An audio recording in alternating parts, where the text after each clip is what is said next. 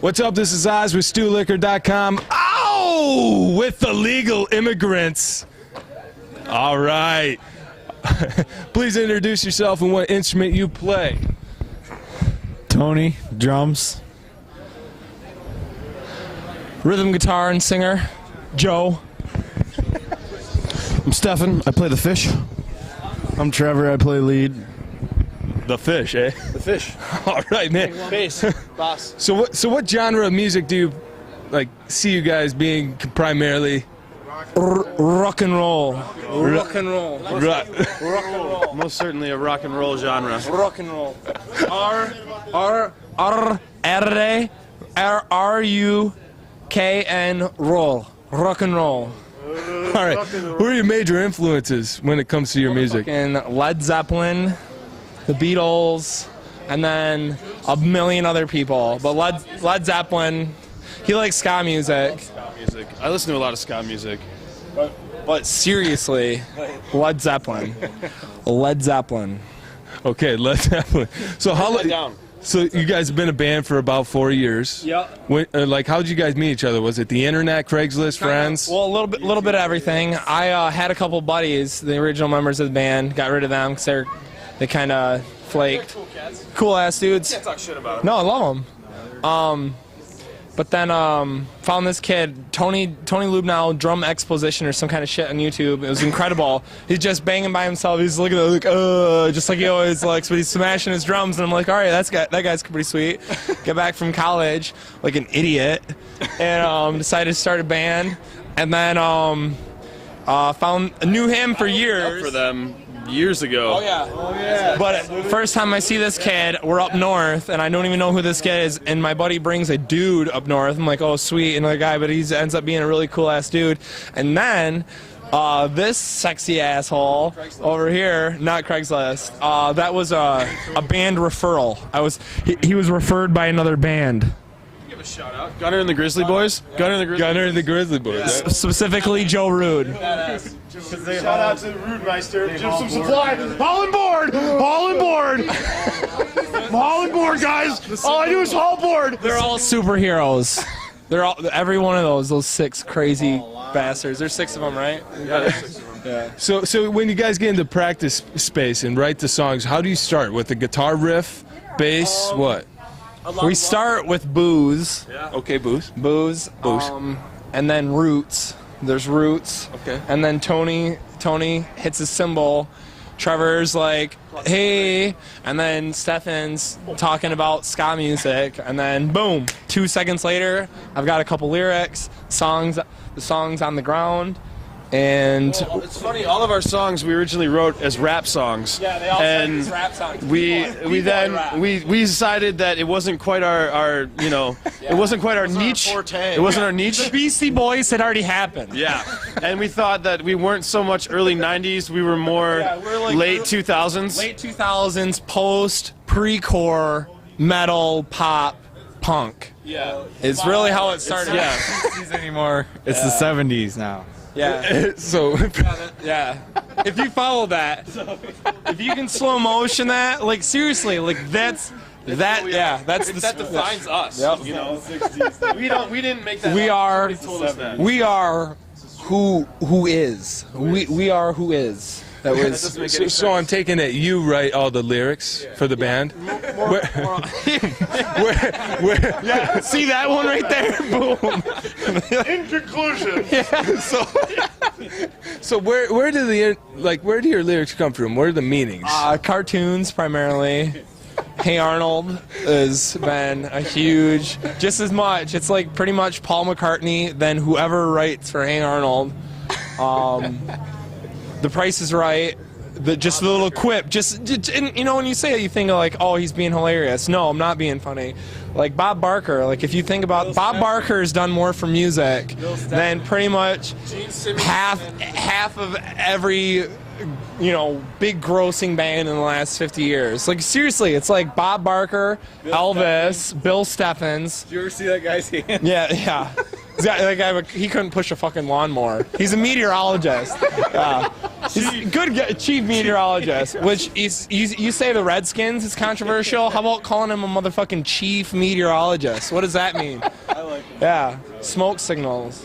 Okay, so you gave me the chance to listen to your album. Yeah. And when did you record that? How did you record that? Recorded that in a basement of an OCD alcoholic retired GM employee. Yeah, this guy kind of took us under his wing. Found him. He just drank beer in his garage all day, and I just kind of said, you know, I'm the neighborly type. I lived across the street. I was like, hey, what's happening? Got to drinking. One day complained about how shitty it was rehearsing in my basement, and he was like, I got a place over here.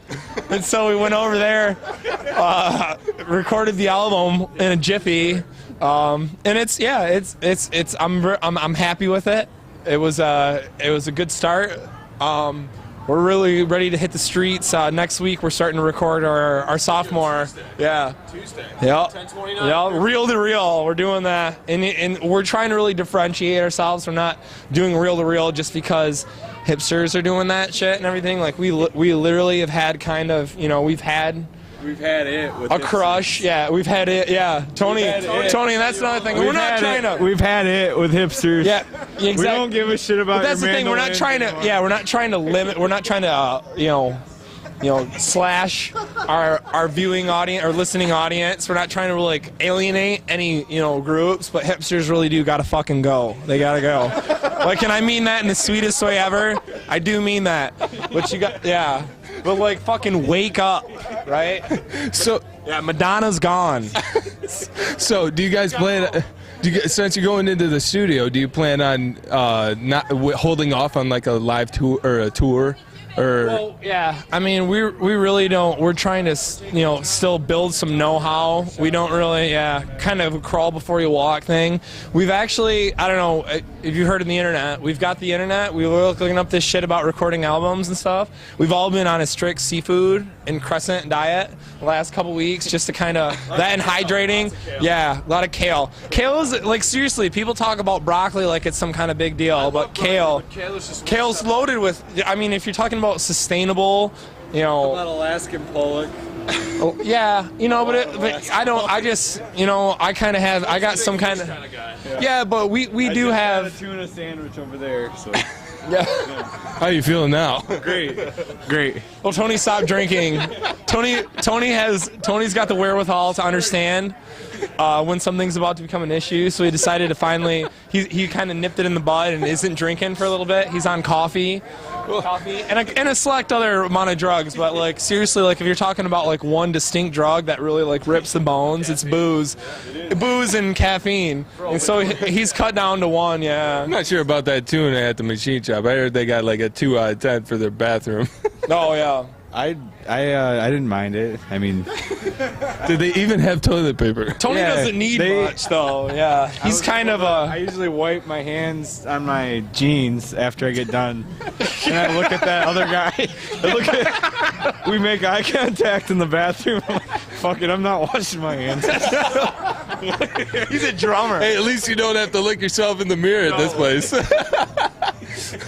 So the live shows you played, is there a memory that you'll never forget from any live show you played? I guess. Yep. There's one. It was Trevor's first show. So we're doing this show in up north in Mount Pleasant, and we're doing our thing. I make the mistake of putting my drink behind my amp. Well, I spill fucking water all over my amp, and so that's fried, so it's not playing, so we gotta fix up some other shit. And then this fucking drunk ass bum comes up on the stage, and I'm trying to like kindly be like, dude, get the fuck off the stage, like we're working right now. And he comes back up, and then he's good, he goes rah, rah, rah, rah, right into some microphone. So I just horse kick this dude, right? And so he goes off the stage and comes back on. Maybe I did it twice. Well, no one seems to give a fuck at the show that night. But then everyone gets back to their computers on their .com and they're like, biggest assholes ever. We're gonna wait till you come. You know, just all kinds of shit. It's like, dude, you were all at the show, and I'm fucking walking around the show like, yeah, what's up? And no one's will be like, oh, you're a dick. But then you get on your PC, and all of a sudden everyone gets all tough, telling me like, yeah, whatever. We came back. And Neither here nor there. Yeah, no problem. I love Mount Pleasant though. And I didn't want to hurt that guy. I don't think he got hurt, but it's just like, know your role. He's out of control anyways. He's just... That happens sometimes, man. Humanity. So how do you get to and from these shows? Segway. We ride a lot of Segways, actually. We're actually one of the first bands. We're ahead of the curve. We're not using our jet anymore because of jet fuel and the price and polar bears and all that shit. Green, yeah. We're thinking green, dude. It's project, yeah. Jet fuel. Yeah, we're seriously, we're running our... bicycle and I'm on his pegs. I got my bass on my back and I'm carrying his drum set. Bicycle lanes these days though. Bicycle lane, fuck that. There's a sidewalk right there. Fuck your bicycle lane, man. Get your ass off the road. It is way cooler to ride on the fucking sidewalk. No, dude, when you got those small tires, no, this is in defense of bikers. They got them narrow ass tires, those little sidewalks. It doesn't jive. But still, you guys, why do you gotta wear them fucking shorts? Why do you gotta fucking signal with your hand? Yeah, okay, you're in the left lane, you're turning left. You don't gotta put your fucking hand up. Yeah, I'm going right. Like, you pervert. God. Okay, people. God, get a life. Get a real job. So on a serious note, serious note, what do you guys think about the music scene in Michigan right now? Yeah, ever since, yeah. And I don't know, dude. Ever since Michael Jackson passed, that shit. No, seriously, on a serious way. The day after Michael Jackson died. Actually. That's the only reason. We had no aspirations to be musicians, but Michael Jackson passed, and it was like... we got together. We're like, fuck, man, we got to do something. No, we literally looked... Each member to a man looked themselves, you know, at the man in the mirror, and we realized, like, you know, it's not over. The party's not over. People still...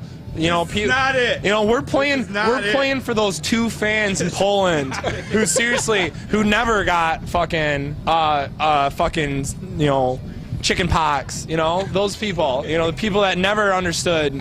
All right, back to the actual question. The scene is good. I like the scene. The scene's got a lot of energy. It's got a lot of liveliness. The bands we're playing with tonight are fucking awesome. Redstone Souls, great friends of ours. Thank you so much for putting on the show. You guys kick fucking ass. Trippin' Dixies is another great young band, dude. Those guys came out of nowhere. The first time I saw them, they were like 7 fucking teen. And I was just like, yes, they're awesome. Love tonight. It is where we are. Dude, that's another thing. Billy Squire, who sang that song. That was one of the. That's John's song, dude. You're a fucking idiot. Now everybody, have you heard? all right, on that note, I'm going to end this interview. This is Oz with Stu Licker Music Review. Check out the Legal Immigrants on Facebook. Like us on Facebook and check out our music. All right. Peace.